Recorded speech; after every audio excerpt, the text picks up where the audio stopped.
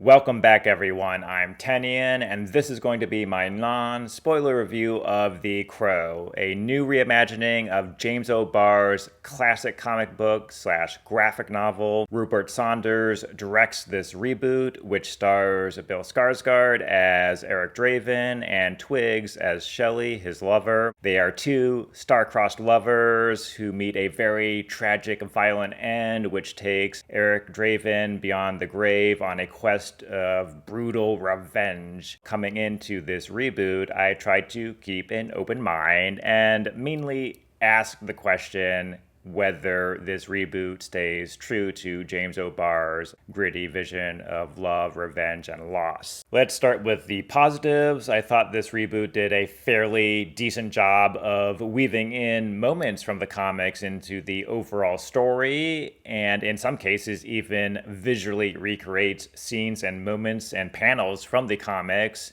and doing them in a way that didn't feel like they were just for fan service and that they really wanted to make these moments impactful to serve the story and flesh out the characters. Regarding Eric Draven's look, I wasn't a fan of that elaborate tattooing. It just didn't work for me, but I did think that Bill Skarsgård very much physically embodied the character, and that if they had gone with a more comic accurate look, he would have just nailed the character on the level of his physicality. Bill Skarsgård does bring a raw, intense physicality to the role, which also very much helps to sell the action in this movie, which is definitely reminiscent of John Wick, and I know that comparison has been made before, but I do think the action scenes in this movie distinguish themselves from the John Wick movies in their scrappy, raw brutality, where Bill Skarsgård is just plowing through his enemies, using his supernatural invulnerability, not with the grace of a superhero, but with the raw brutality of a Terminator. And I do appreciate how bloody and messy and scrappy they look at times. This reboot spends more time fleshing out the love story and romance between Eric and Shelley than the 1994 film did, which I honestly found to be a double-edged sword.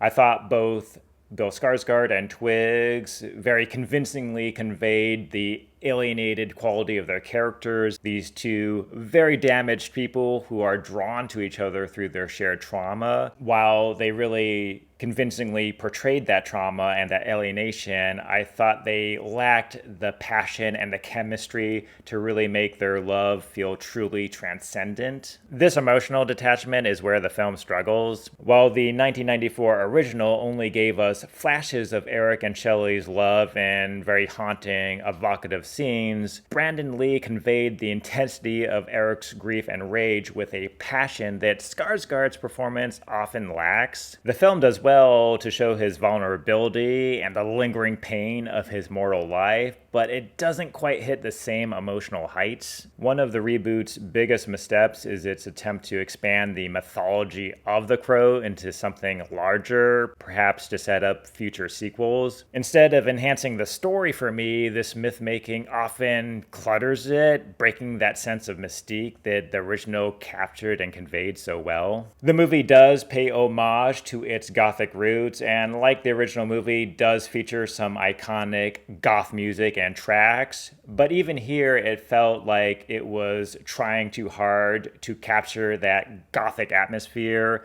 The visuals, the music, Eric Draven's tattooed body, all these elements just felt to me like they were checking off a list rather than creating a cohesive aesthetic. So in the end, the 2024 Crow reboot is a mixed bag, and while it does have its moments, especially in the raw, gritty action scenes and Skarsgård's physical embodiment of the character, it lacks the emotional resonance and gothic soul that made its predecessor so memorable and iconic.